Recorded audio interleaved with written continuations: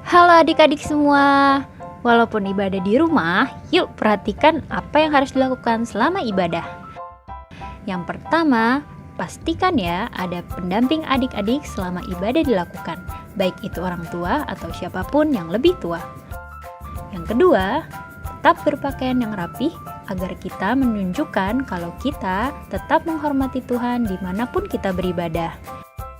Yang ketiga, ibadah sungguh-sungguh dan tetap semangat dengan cara adik-adik tidak tidur-tiduran, bermain sendiri, apalagi makan nih adik-adik, nggak boleh ya.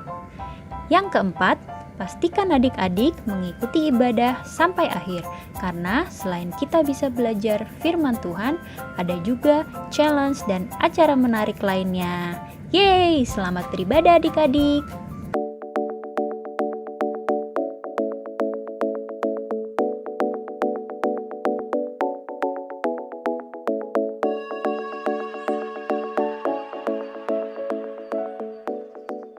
Halo adik-adik. Shalom. Gimana semua kabarnya? Luar biasa. Yes. Yuk, kita mau memulai ibadah kita.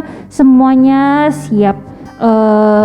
Semuanya bersiap. Kita mau memuji nama Tuhan. Tentunya kita mau menghormati Tuhan ya dengan sikap yang baik. Kita mau memberikan yang terbaik dari suara kita, dari mulai pikiran kita juga mau kita arahkan fokus sama Tuhan ya.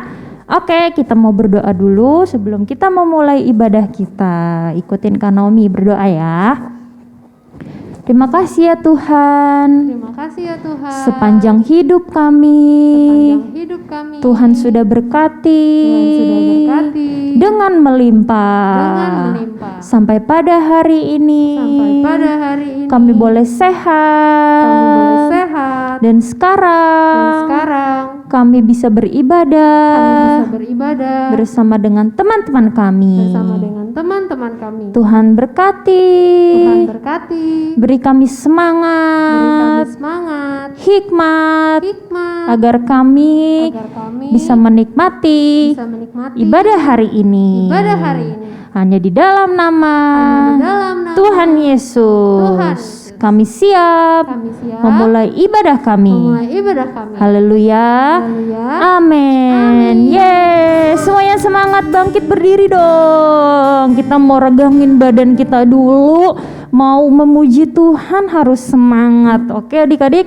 Yes, yuk kita mau bekerja buat Tuhan. Tangan kita pakai buat bekerja buat Tuhan. Kaki kita, mulut kita, semuanya buat Tuhan, buat kemuliaan Tuhan. Betul ya Kak Mary? Betul banget. Mau kita belajar pun belajar mau sekolah minggu, bikin PR, semuanya buat Tuhan. Oke, yuk kita mau nyanyikan pujian kita. Tanganku kerja buat Tuhan.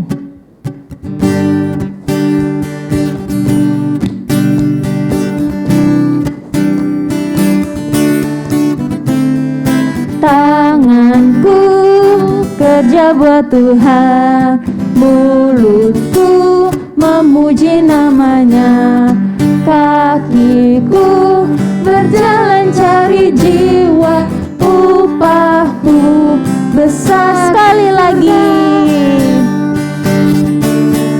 tanganku kerja buat Tuhan, mulutku memuji namanya, kakiku berjalan cari jiwa, upahku. Sekali lagi yuk kita katakan, tanganku kerja buat Tuhan. Tanganku kerja buat Tuhan, mulutku memuji namanya, kakiku berjalan cari jiwa, upahku besar. Katakan upahku besar, upahku besar, upahku besar di surga. Puji Tuhan, upah kita besar di surga karena kita di bumi ini kita mau kerja buat Tuhan. Mulut kita buat memuji nama Tuhan. Oleh karena itu kita nggak mau lelah bekerja di ladangnya Tuhan. Betul ya Kak Mary? Yuk kita mau naikkan pujian kita, jangan lelah. Semangat adik-adik.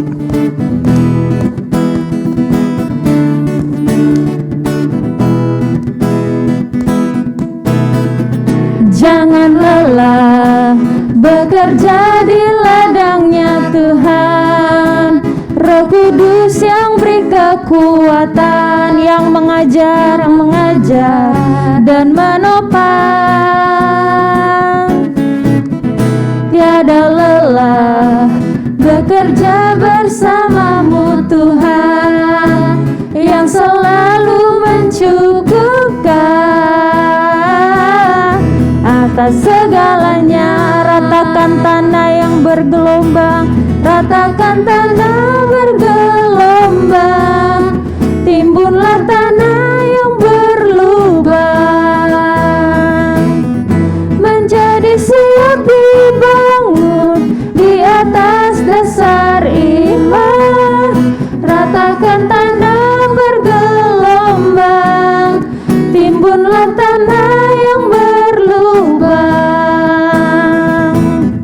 menjadi siap dibangun di atas dasar. Sekali lagi, jangan lelah, jangan lelah bekerja di ladangnya Tuhan. Roh Kudus yang beri kekuatan, yang mengajar dan menopang. Tiada lelah bekerja bersamamu Tuhan, yang selalu mencukupkan akan segalanya. Ratakan tanah, ratakan tanah bergelombang, timbunlah tanah yang berlubang, menjadi siap dibangun di atas dasar iman. Ratakan tanah bergelombang, timbunlah tanah yang berlubang, menjadi siap dibangun di atas dasar. Menjadi siap dibangun, menjadi siap sekali lagi, menjadi siap dibangun, menjadi siap dibangun, menjadi siap di atas dasar iman, dasar iman. Tepuk tangan dulu buat Tuhan kita. Bener-bener ya Kak, kita nggak boleh lelah ya Kak. Yes, nggak boleh lelah, harus terus semangat buat Tuhan. Amin. Amin. Amin. Sekarang kita mau mendengarkan firman Tuhan. Yuk kita mau, boleh adik-adik mau duduk manis semuanya. Kita mau nyanyikan dulu satu pujian penyembahan buat Tuhan. Kita mau nyanyikan firman Tuhan ku dengar.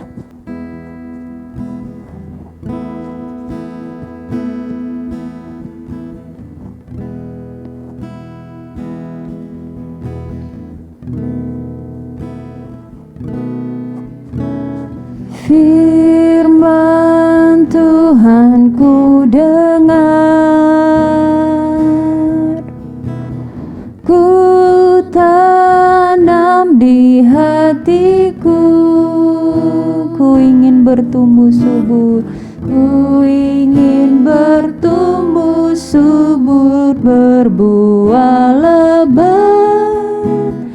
Yesus tolong padaku, firman Tuhan ku dengar, firman Tuhan ku dengar,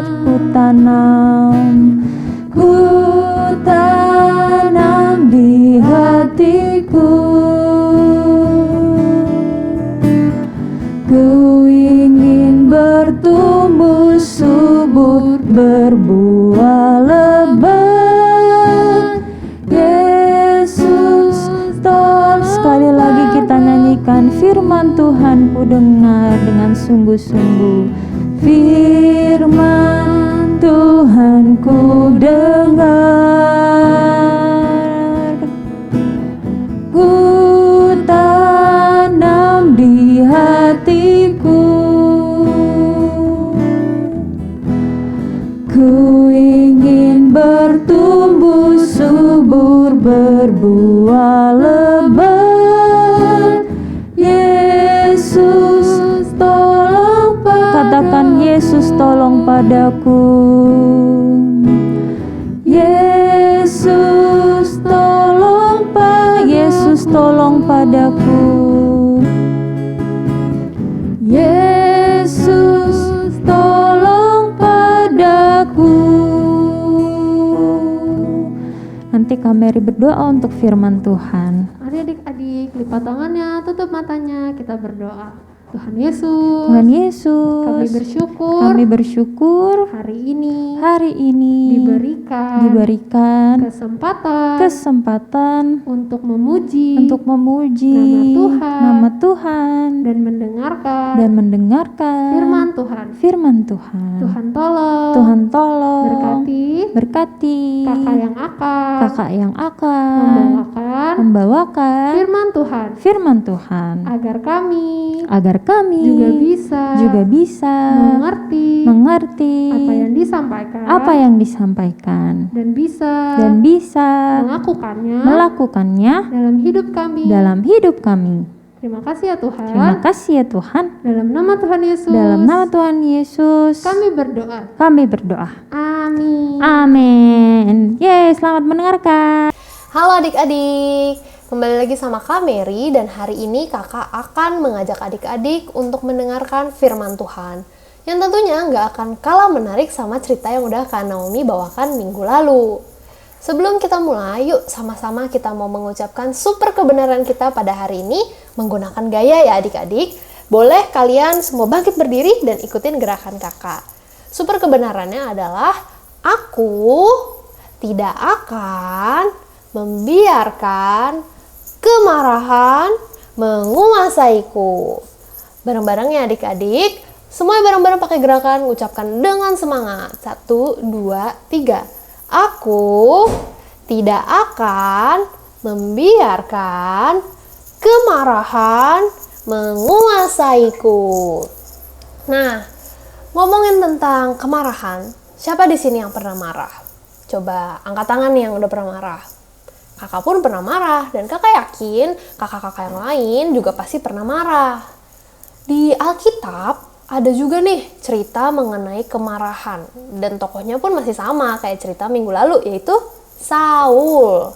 Sebagai refreshing nih, kakak ceritain ulang secara singkat cerita minggu lalu. Jadi pada waktu itu Raja Israel adalah Raja Saul, lalu ada Daud juga. Dan Daud ini waktu itu yang berhasil mengalahkan Goliat, kemudian dia membantu Israel untuk berperang. Nah, pada saat itu Raja Daud itu sangat diberkati Tuhan, sangat disertai, dan ia selalu berhasil kalau perang. Dan Saul ini menjadi iri karena setiap kali Daud pulang perang, itu perempuan-perempuan Israel selalu menyanyikan kayak Raja Saul mengalahkan beribu-ribu, tetapi Daud mengalahkan berlaksa-laksa. Nah, laksa itu intinya lebih banyak lah daripada ribu. Jadi Raja Saul tuh kesel mikirin gitu terus, jadi marah, dia iri sama Daud, dan karena itu ia pun mau membunuh Daud. Akhirnya Daud pun harus kabur, ngumpet-ngumpet di gua-gua barengan sama pengikutnya yang lain. Sampai satu saat cerita Raja Saul lagi ngejar Daud, terus kayak kecapean, terus dia tidur di kayak gua gitu. Dan para pengawalnya pun juga kayak tidak memperhatikan gitu. Jadi Raja Saulnya kayak sendiri, unguarded. Nah, pengikut-pengikut Daud lalu bilang kayak, ya udah, kamu sekarang ini kesempatan untuk ngalahin Saul, bunuh aja dia sekarang. Tapi Daud tidak mau. Mengapa? Karena Daud percaya bahwa Raja Saul itu telah diurapi oleh Tuhan, orang pilihan Allah. Jadi ia tidak mau menyentuh Raja Saul. Ia membiarkan biar Tuhan saja yang bekerja. Apapun keputusan Tuhan, Daud terima. Meskipun itu berarti Raja Saul tidak dihukum, tapi tetap terima. Nah, itu cerita singkatnya. Dan sekarang kita baca dulu, sebelum kakak lanjut lagi pembahasannya, kita baca dulu ayat hafalannya, ada di Efesus 4 ayat 26. Kita baca bareng-bareng ya. Apabila kamu menjadi marah, janganlah kamu berbuat dosa. Janganlah matahari terbenam sebelum padam amarahmu. Oke, ayatnya pendek, tapi ini sangat penting dan sangat bermakna. Dibilang di bagian A yaitu apabila kamu marah, janganlah kamu berbuat dosa. Pernah kan adik-adik semua di sini marah? Seperti yang tadi kakak udah tanya di awal. Tapi pernah nggak sih adik-adik tuh marahnya sampai kesel banget, marah banget, sampai dipikirin terus setiap saat kayak aku kesel banget sama temen aku si A, tadi dia ngambil pensil aku. Terus dipikirin terus pagi, siang, malam, lagi main, tiba-tiba kepikiran lagi, terus kesel banget, aku benci sama dia. Atau mungkin aku benci banget sama Miss B, abisnya dia ngasih PR banyak banget, terus dipikirin terus setiap saat dipikirinnya itu doang. Nah, kalau udah kayak gitu, namanya adalah kemarahan sudah menguasai hati dan pikiran adik-adik. Dan itu adalah sesuatu yang berbahaya. Karena kalau adik-adik membiarkan kemarahan menguasai hati dan pikiran adik-adik, nanti bisa membuat adik-adik tuh melakukan dosa. Wah, tentunya nggak mau dong ya, karena kan Tuhan sendiri bilang ia membenci dosa. Inilah yang terjadi sama Raja Saul. Raja Saul pasti tuh selalu mikirin, kesel banget sama si Daud, dipuji-puji terus. Dia pasti nginget-nginget terus tuh puji-pujian para perempuan-perempuan Israel yang memuji-muji Daud setiap kali selesai perang. Dia awalnya iri, terus dia jadi marah dan dia benci banget. Dari sana, kemarahan menguasai hati dan pikiran Raja Saul. Kemudian ia pun berbuat dosa, yaitu ia ingin membunuh Daud. Wah, sangat menyeramkan ya adik-adik, bagaimana kemarahan yang menguasai kita membuat kita berbuat dosa. Tentunya hal ini tidak boleh terjadi di hati dan kehidupan adik-adik. Kalau gitu gimana Kak caranya supaya kita tidak membiarkan kemarahan itu menguasai kita? Kita bisa lihat kepada Daud. Daud di sini pasti kakak yakin dia juga marah sama Raja Saul, kayak aku nggak salah apa-apa kok. Kan aku bantuin Israel perang lawan bangsa lain. Kenapa sekarang aku mau dibunuh sama raja? Pasti ia marah dan ia kesal. Tapi ia tidak membiarkan kemarahan itu menguasai dirinya. Saat ada kesempatan, dia bisa membunuh Raja Saul. Ia tidak mau. Ia menyerahkan seluruh kemarahannya itu, kekesalannya kepada Tuhan. Biarkan Tuhan yang bekerja. Apapun keputusan Tuhan, ia menerima. Daud memaafkan segala perbuatan daripada Raja Saul. Adik-adik pun harus seperti itu juga. Kalau misalnya adik-adik ada marah sama temennya lah, atau mama papa, atau kakak atau adik, atau pokoknya ke siapapun, belajar seperti Daud, menyerahkan seluruh emosi adik-adik, kemarahan adik-adik kepada Tuhan. Kita belajar untuk mengungkapkan hati dan pikiran kita kepada Tuhan, menyerahkan kemarahan kita lewat doa-doa kita. Jujur aja bilang ke Tuhan, Tuhan aku gak suka banget sama temen aku si A, karena tadi dia minjem-minjem, dia ngambil-ngambil pensil aku. Atau aku gak suka banget sama Miss B, dia ngasih PR banyak banget. Lalu setelah adik-adik sudah mengeluarkan emosi kemarahan adik-adik lewat doa kepada Tuhan, berdoalah untuk meminta supaya Tuhan tolong kasih aku kedamaian, bantu aku supaya bisa mengampuni siapa yang adik-adik kesalkan. Aku tidak mau membiarkan kemarahan itu menguasai hati dan pikiranku. Aku mau hidup aku ini penuh damai, bisa patuh sama perintah-perintah Tuhan dan tidak berbuat dosa. Nah, dari sana adik-adik bisa untuk memaafkan mereka yang membuat adik-adik marah dan hiduplah dengan penuh damai seperti Daud. Mungkin kedengarannya gampang ya, cuma ngomong doang, tapi adik-adik harus coba lakukan karena kakak yakin itu susah-susah gampang lah ya. Harus belajar merendahkan hati, belajar untuk bisa mengampuni mereka yang berbuat salah. Nah, bagian kedua daripada ayat Efesus 4 ayat 26 tadi bilang, janganlah matahari terbenam sebelum padam amarahmu. Maksudnya apa tuh Kak? Nah, matahari terbenam berarti menandakan hari sudah berakhir. Matahari sunset tuh turun, berarti udah mau ganti hari nih, malam. Jadi malam terus besoknya pagi. Janganlah, apabila kamu marah, janganlah matahari terbenam sebelum padam amarahmu. Jadi, kita nggak boleh tuh nyimpen-nyimpen amarah dalam hati. Hari ini marah, terus besoknya masih marah, besok lagi masih marah. Tidak boleh ya adik-adik, harus belajar, ya udah kalau marah hari ini, diselesaikan hari itu juga. Dengan cara yang tadi kakak udah bilang, berdoa sama Tuhan, minta Tuhan bantu kasih damai dan pengampunan. Jangan sampai hari ini marah, besok marah, dan akhirnya lama-lama ya kemarahannya mau muncak dalam diri, ditabung, ntar tiba-tiba meledak dan akhirnya berbuat dosa. Tentu tidak mau ya adik-adik. Jadi pesan singkatnya adalah jangan biarkan amarah menguasai kehidupan kita. Biarlah Tuhan yang memberikan damai dan membantu kita untuk mengampuni mereka yang berbuat dosa, membuat kita marah.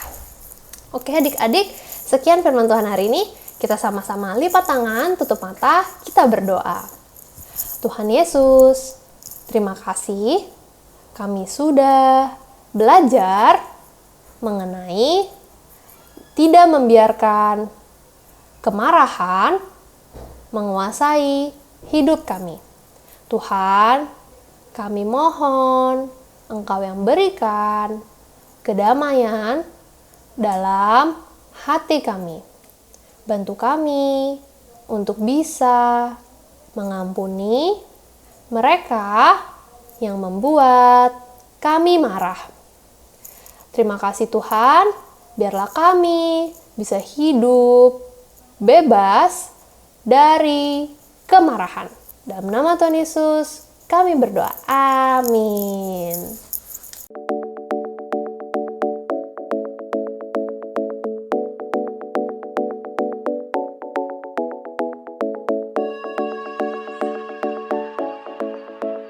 Halo adik-adik, oke kita masuk ke sesi challenge. Dan seperti yang selalu dibilang di minggu kemarinnya lagi, jangan pernah lupa untuk ngikutin challenge-challenge kita, karena tentunya di akhir tahun nanti kita ada Natalan dan poin yang terbanyak akan mendapatkan hadiah. Jadi adik-adik setia terus ikutin sekolah minggu, belajar firman Tuhan dan melakukan firman Tuhan ya. Untuk minggu ini challenge-nya ada 2. Yang pertama adalah ayat hafalan. Kita baca lagi ayat hafalannya bareng-bareng di Efesus 4 ayat 26. Isinya adalah, apabila kamu menjadi marah, janganlah kamu berbuat dosa. Janganlah matahari terbenam sebelum padam amarahmu.